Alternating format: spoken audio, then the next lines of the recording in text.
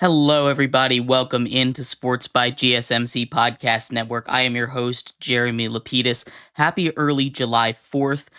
We are going to do two pre-recorded episodes for our next couple, so they won't be live. So to all of you, I wish you a happy July 4th. Shows still will be going up, but they just won't be in the live format as you are used to. That doesn't mean we don't have a lot to talk about, though. There is so much going on in the world of sports today. LeBron James officially re-signs with the Lakers and puts them in an interesting position. I know we were talking about what the Lakers might do yesterday. They finally gave us an answer, so we'll talk all about that. Then we had some new all-star rosters announced. The WNBA announced their all-star rosters. We'll do a deep dive into that, go over the all-star weekend that is coming up in the WNBA, as well as the all-stars in the MLB. There were finalists announced, as the final rosters will be announced at 7 p.m. Eastern Time, so an hour after our show ends. We're going to go over finalists, see what battles might go which way, and give our best predictions for that. Then we're going to move into some football, talk about Brandon Aiyuk. He's been a pretty main character in the offseason of the NFL this year, trying to get a contract done with the 49ers, trying to get some money. We have an update in that story of where he might be going and how he feels about the 49ers. And then we're ending off our show today doing an update about the NHL. The draft happened. The free agency has been going on. We'll do some winners and losers from the draft and free agency of the NHL and much more. But before we get into the NBA and LeBron, remember that if you would like to be an even bigger part of the show than you already are, all you need to do is go to gsmcpodcast.net. Leave a tip or donation with a message in it. That message should pop up on the bottom of the screen for you, me, and everybody else around the world to see. If you do have a burning question about sports, anything at all that you would like to ask, go ahead and throw that in the comments. Go ahead and throw it in the chat. I will get to it as soon as I possibly can. I appreciate all of you guys for sticking around, talking some sports with me here on a beautiful Wednesday afternoon. But like I was saying, we are going to start off our show today here in the NBA with LeBron. And LeBron James, who we'll do a whole little backstory here. Obviously, not too much introduction is needed for LeBron James, but he opted out of his player option that would have paid him $51 million a year to stay in LA. After they hired JJ Redick, they draft Bronny James. Now, the thought initially was he would opt out, take less money, so that the Lakers could go out and get a guy like Paul George. They could go out and get a guy like James Harden. They could go out and get a guy like Klay Thompson, who I think was their number one target there. That is 3 strikes and you're out on all of them. The Clippers grab Harden, the Sixers grab Paul George, and the Mavericks get Klay Thompson. So 3 strikes, you're out. Now the Lakers are here looking at free agency, and they're saying, hey, outside of LeBron, who we know is coming back, who's left? And outside of DeMar DeRozan, which that's an interesting question of whether or not you want DeMar DeRozan to be that big guy that you bring in on free agency. I think it will work fine with the Lakers, but I can see the argument against it.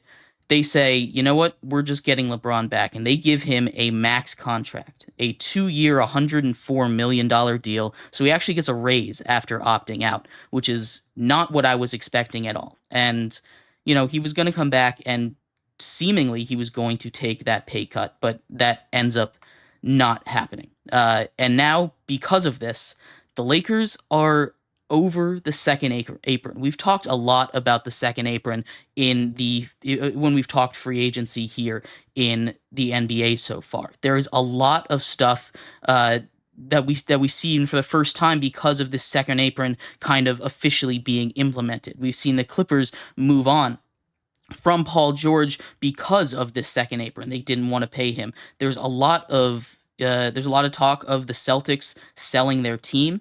That is because of the second apron, right? They're getting taxed more heavily than the normal luxury tax. They're losing their ability to do anything with first-round picks. They're losing the mid-level exception, which is one way that they save money on the roster. And then they're also, they also don't have the ability to, gain money in trades. So being in that second apron is not good for a team like the Lakers that needs to add pieces. And now they're here. They sign LeBron back. They officially are over that second apron limit. Now, it is only $1 million. And all signs are saying, hey, we're trying to negotiate with LeBron James here, make it so that he does take a $1 million pay cut or take a $1 million bonus instead of it being on the salary cap so that we can get below that uh, second apron limit. But it also handcuffs the Lakers. This is a team that needed to add if they wanted to, make a difference. Obviously, they've been a play-in team the last couple years, and we've talked a lot about how the West has continued to get better. There's teams that made moves this offseason to pass the Lakers. There were teams that already were ahead of them that, seemingly got better. The Thunder, for example, they were a 1 seed. They got better. They add Hardenstein. They add Caruso from the Bulls. They get better this offseason. The Spurs, who were behind them, they add Chris Paul. That's an absolute huge upgrade for them in the biggest position of need. The Pelicans, they add DeJounte Murray. Now, they lose a couple of other pieces, and we still don't know what they're going to do with Brandon Ingram, but they, presumably in the short term at least, get better. This is a team that was behind the Lakers, and the Lakers again were a play-in. That's two teams that, improved that were behind them, and the Lakers just got older. They didn't really improve that much. You could make an argument that Dalton Knecht will be that big piece that they needed, and his scoring will be huge for them. But is he going to be enough for them to get over the hump of the Nuggets? The Nuggets got worse, but they were still,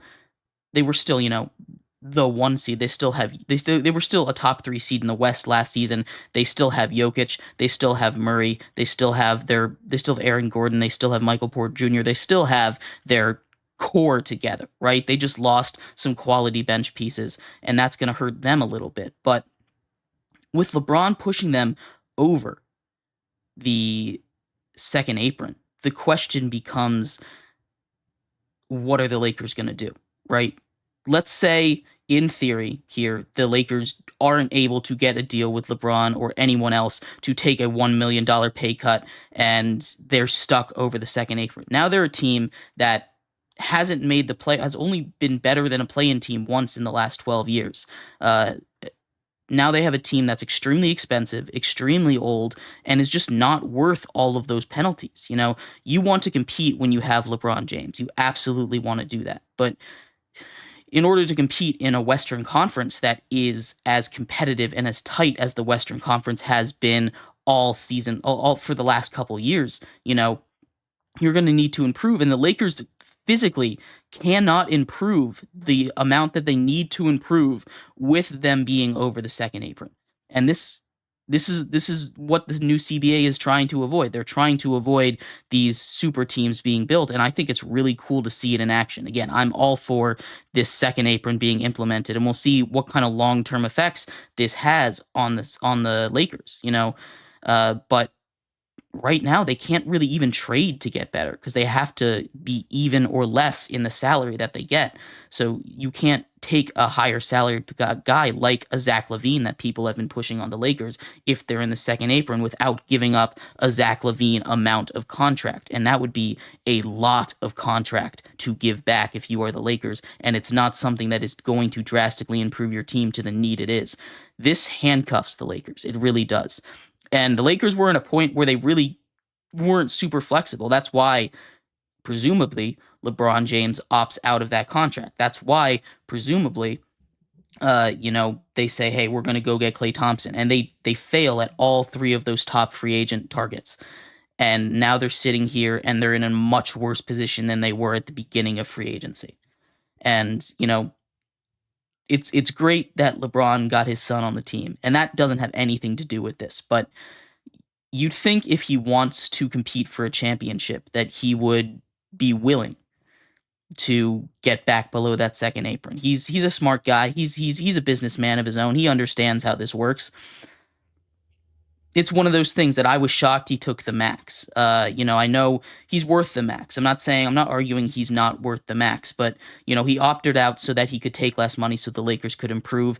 And now they're in a worse position. He got more money, and the Lakers didn't really improve that much, which is not all on him, but I'm shocked that he didn't take a little less so that the Lakers wouldn't be over that second apron, that all important second apron. And again, we'll see how this affects the rest of the offseason because they can still make moves. They can still, get below it. But if they're stuck here at the beginning of the season, this is going to be the first team that's not like Celtics level that's over that second apron. The Celtics are in that second apron there, but that's because, they have two of the highest paid players in the league, two guys making over $300 million, four guys making over $100 million. There are a lot of people they had to pay on that team to build what was a juggernaut, what was the best team in the league last season by leaps and bounds. And now we even see the effects of it, right? Like I said, they're selling the team after winning a championship. That's unheard of in sports. Sports are supposed to be a 100% safe investment when you're an owner, right? That's supposed to be money up no matter what. You don't really have to worry about it.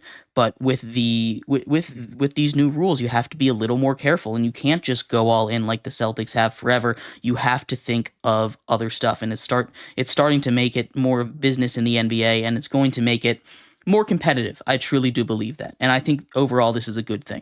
But this does make it really tough for the Lakers, who are already in an awful position. And I hate where they are now. I really do. This is not a team that should be in the second apron.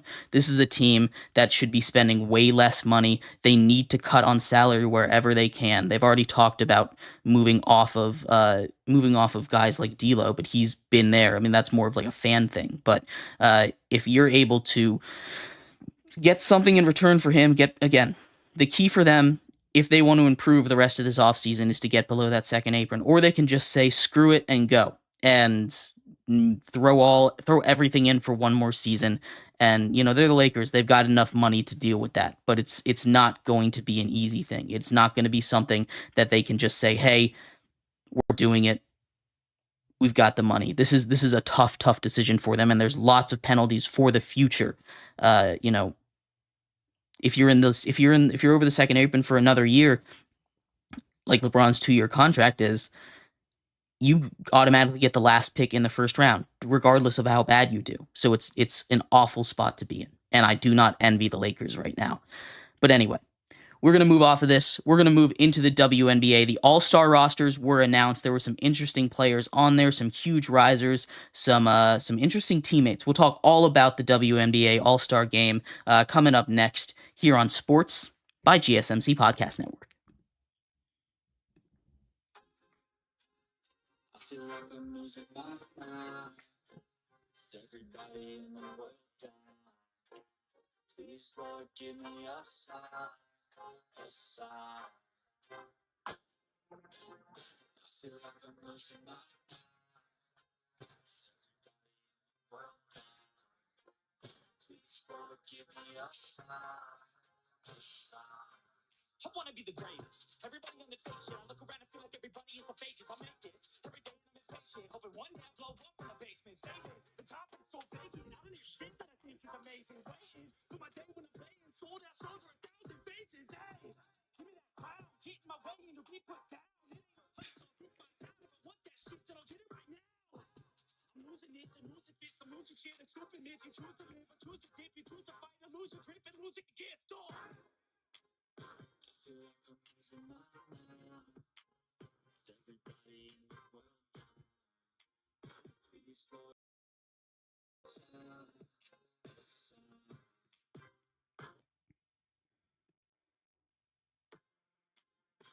feel like I'm losing my mind. Is everybody in the world down?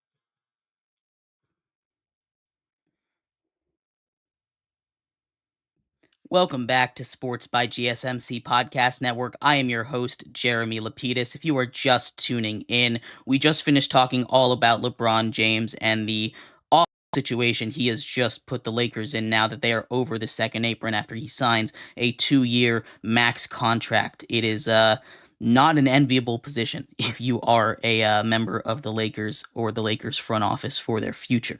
But In this segment here, we are going to move into the WNBA. We're going to talk a little bit about their All-Star game. They got their rosters officially announced, I believe, yesterday or a couple days ago. We'll talk all about who made the team, if there were any snubs, and the most interesting parts of this WNBA All-Star game roster. But before we do all of that, remember that if you would like to be an even bigger part of the show than you already are, all you need to do is go to gsmcpodcast.net. Leave a tip or donation message in it. That message should pop up on the bottom of the screen for you, me, and everybody else around the world to see. If you do have a burning question about sports, anything at all that you would like to ask, go ahead and throw that in the comments. Go ahead and throw it in the chat. I will get to it as soon as I possibly can. I appreciate all of you guys for sticking around, talking some sports with me here on a beautiful Wednesday afternoon. But like I was saying, we are going to move into some WNBA talk here. The WNBA All-Stars were announced, and we're just going to go through the list real quick. The WNBA roster for Team WNBA: Dewana Bonner, Aaliyah Boston, Caitlin Clark, Alicia Gray, excuse me, Dirsa Hamby, Brianna Jones, Jonquel Jones, Kayla McBride, Kelsey Mitchell, Arike Ogumbawale, Nneka Ogumamike, and Angel Reese all make the team. Now, there's two rookies here on the team, and they're the two rookies that have been in the biggest spotlight, that being Angel Reese and Caitlin Clark. They both made the team together, so we'll see them playing together for the first time ever here on the WNBA All-Star Game, and that's going to be must-view television in the first place. Having those two rivals together, those two who,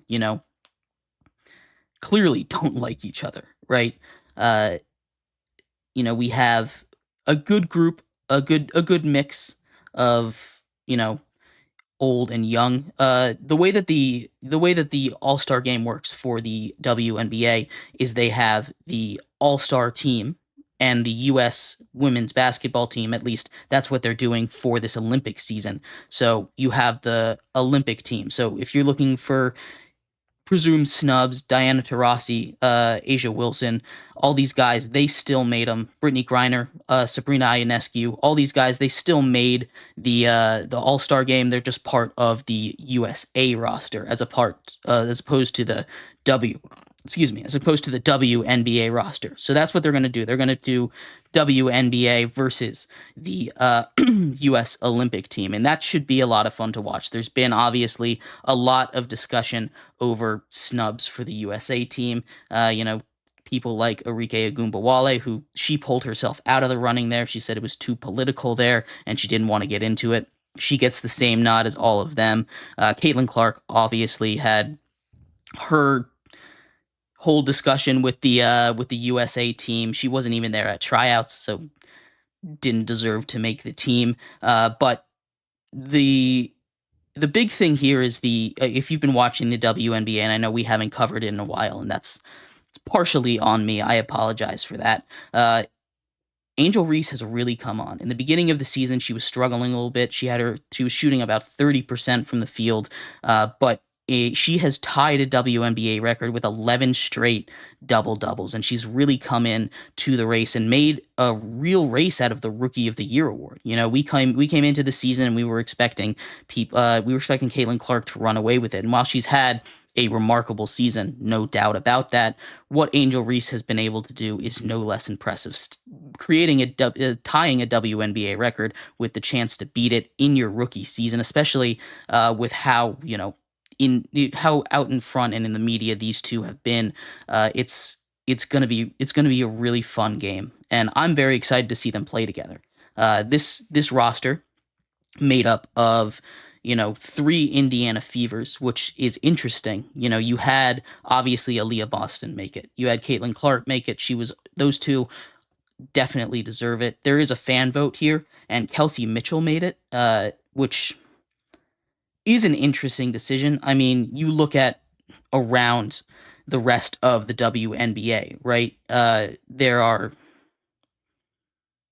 not too many obvious snubs. I think they did a pretty good job with this team. There's not too many people that can get past her pretty obviously. But there weren't but her making the WNBA All-Star game is is something that isn't that bad of a thing. You know, she hasn't been her greatest season. She started off slow. But it's it's a it's a it's not really a snub there. Obviously, the big story here is Caitlin Clark and and Angel Reach play on the same team here for the first time. They have their rivalry that's very much out there, their beef, if you will, in the media. Now they get to play together, and I'm very excited to see how this goes. Hopefully, there's not any fighting there, but I think having those two on the same team is going to be a lot of fun. You get the two Rookie of the Year candidates going up together as opposed to against each other, and with their history, it's going to be super fun to watch. As well as you have Brittany Griner making her 10th straight All Star game. She's going to at some point pass Sue Bird's record of 13. She's made it to made it to the All Star game in all 10 of her seasons in the W. You have Diana Taurasi making her 11th in 19 seasons. There's some legends here that are on the court going on, and I'm not going to say it's a passing of the torch season, right? But these guys are. It's Diana Taurasi, especially. She's been playing for 19 seasons. She not sure if she said she was going to retire at the end of this one or go another couple, but you get to see a nice mix of the young and the old in the WNBA. Deliver You Truth says should be a crime not to let Andrew Wiggins play in the Olympics. His own mother was an Olympian. I mean, I'm sure they'd let him play. He's not my number one option to get that open spot on Team USA. There's plenty of other guys that I think deserve it over Andrew Wiggins. He just isn't, especially with the level of players that are going out and playing in the Olympics for Team USA. It just it doesn't it doesn't really make sense for Andrew Wiggins to take that last roster spot. But if he gets it, I mean, I don't, like I said, I don't think there's this big movement to get him out of there, to not let him do the Olympics. But maybe I'm missing something. Maybe I am wrong here. But very excited for these All-Star games coming up. We are going to move into the MLB after this, talk about their All-Star finalists. Their All-Star rosters will be announced at 7 p.m. Eastern, so in just about an hour and a half. We'll talk all about the finalists there, as the voting has ended. It ended at 12, but they just haven't announced the teams yet. So we'll go over the 50-50s, tell you who I think is going to get in, and if there were any snubs. So stick around for that. We'll be right back here on Sports by GSMC Podcast Network. Looking for your daily fix of sports talk without having to pay for it? GSMC Sports Network is available on YouTube. Just search GSMC Sports Network. Get your fix of daily sports talk shows on YouTube. Absolutely free. NFL, college football, NBA, MLB, MMA, UFC, fantasy football, and so much more.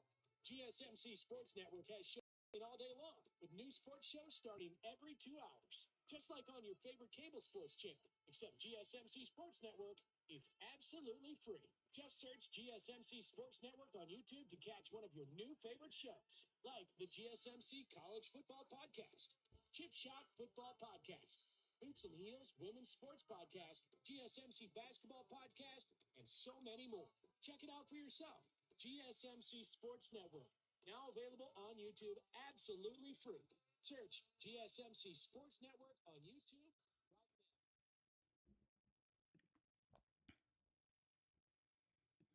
Welcome back to Sports by GSMC Podcast Network. I am your host, Jeremy Lapidus. If you are just tuning in, we just finished talking about the WNBA All-Star team. We talked all about Caitlin Clark and Angel Reese being on the same team. I thought they did a really good job. I don't think there were too many snubs. You could make an argument for maybe one or two players, but I thought they did a really good job on who should have been in the WNBA All-Star game.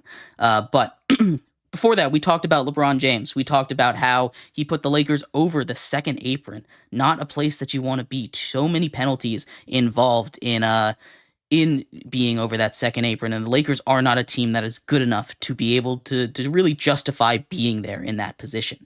In this segment, though, we are going to move into the world of baseball, out of the world of basketball, talk a little bit about their all-star roster. We just talked about the WNBA all-star roster.